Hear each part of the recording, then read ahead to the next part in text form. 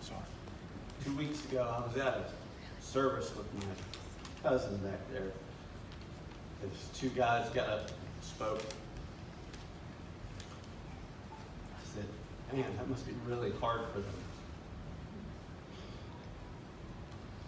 Not knowing 2 weeks later, I'd be doing the same thing. But here we are. I'm not as eloquent as a speaker as Wes. And right now I can tell you if Mike was here, whoever he's sitting next to, he would whisper in your ear and say, he can't even spell eloquent, why is he using big words?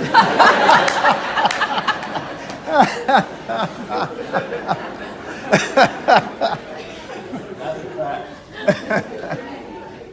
So, what Wes said was true is I met Mike the first day of 10th grade. I walked into this room, and I grew up here from real little, and went to school. For me to walk in a room and not know anybody in the room was rare. It was the only time it ever happened, as a matter of fact.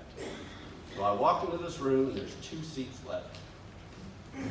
One next to this big black football player, and he ended up being one of Mike's friends because he was a tuba player. And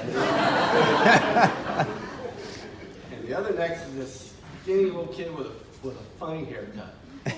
And I'm standing at the door, and finally the teacher says, "Are you going to sit down?" And I'm like, well, I guess I got to sit next to the skinny kid.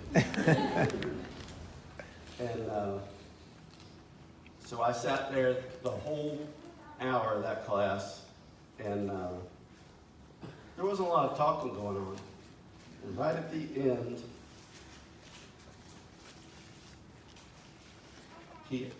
he asked me if I wanted to hang out after class. And I said, sure. So I took him out and introduced him to all the kids that parked in the back row of the parking lot, which is where all of us hung out. Kids. And that's where me and Louie and Mike first met, the 3 of us. And we were pretty much inseparable ever since. So now the bus is coming. He's like, I got to go, my bus is coming. I said, you don't need a bus. We'll get you home. What? Don't worry about it. We're going to the beach. Well, how am I supposed to get back to the beach? I said, don't worry about it. We got it. Between me and Louie, we knew everybody in town. We got a ride to the beach. We hung out there, and we gave him a ride home. And it was on ever since. I say all this not to tell you that I met Mike first, but to tell you that he would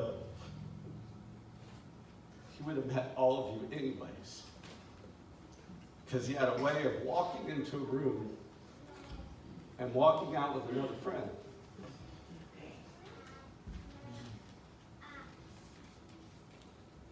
And I'm glad I sat down next to him. So I have a bunch of stories on here about Mike. I won't bore you with a lot of them. You can ask me afterwards, but his mother was down in Mill, and we were having dinner at their house.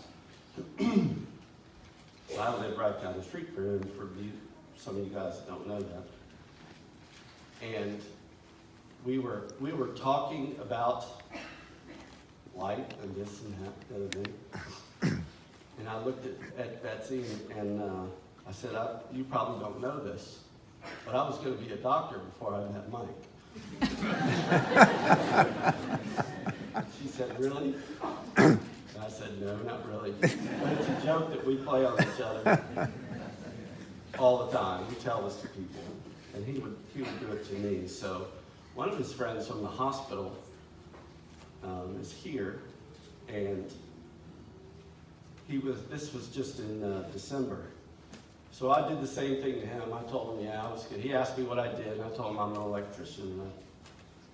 I told him that I was going to be a doctor before I met Mike. And he laughed. He said, really? I said, no, but sometimes when I sign my name down, I write MD behind it just to see what it was like. Mike looked at me and he said, how long have you been saving that one? I said, for the right moment. And this was it. He's like, okay, well played. I'll get you back. And he will. And he did. We had a good time on our street. You know, he was full of jokes, full of pranks. He had an interesting way of saying hello, like shooting bottle rockets, and then having your girlfriend scream and yell at you about what's wrong with you two. And I said, that's just Mike's way of saying hello. I'm outside. So this other young couple moved in across the street from me, and their very first Christmas, me and Mike are sitting outside, and they have this beautiful display of these deer and everything. So we were enjoying the evening, shall we say. They leave and go out to dinner, and we take their deer and put them up on the roof in a rather interesting position. We sat there until they came home. And we've been friends ever since.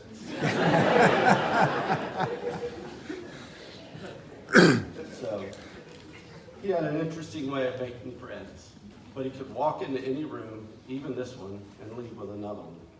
That was part of his personality, part of that look right there. We would sit in the front yard and mess with anything. We could mess with a bird flying by for an hour.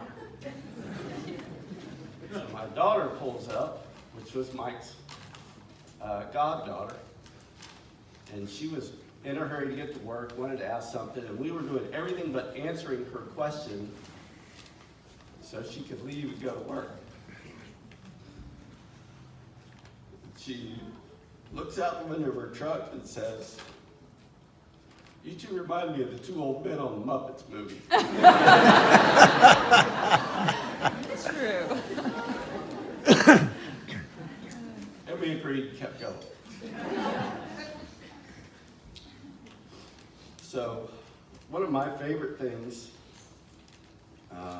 about Mike was, like Wes, we shared a lot of stuff. So, about 5 years ago, I bought myself a new toy, a side-by-side. And we had a big section of woods at the end of our street. And honestly, I couldn't wait to get this thing off the trailer and take it out in the woods. So what do? I back it off the trailer and I drive straight to Mike's house. You done? Come on, let's go take this thing out in the woods and tear it up. All right, he jumps in. We're not in the woods 5 minutes. And I have slid this thing around the corner and flipped it over. It's on its side, and I'm up in the air like this. And with that look right there, he looks over at me and he says, "Well, it's nice to know that 35 years later, some things just don't change." And I said, "Well, you shut the F up and hit my seatbelt button so we can get out of here." And we did. We flipped it over. We tore the roof off it by hand, threw it in the bushes, and took off for another 2 hours. That's just the way we were back then and today. So, it was just one of the wrecks that we were in together, I can tell you that. I would say 5. He would be arguing right now that it's only 4, but he knows I'm right. One of the interesting things about Mike was, and I'm sure all y'all know this, he would never answer the damn phone. To the point where his mother calls me one night and asks me to go down and get him because he won't answer his phone. So when I would call him and he wouldn't answer the phone, I knew where he was. Down at the Harvard Beach approach, right where this picture is taken, he's sitting on the left side of the approach, sitting on the wall. And he would sit there and watch the waves, drink a beer, whatever he was doing that. But if I couldn't find him and he wouldn't answer the phone, all I had to do was drive down there and he would be right there. Every time. I'd get out and go, "Does your phone work?"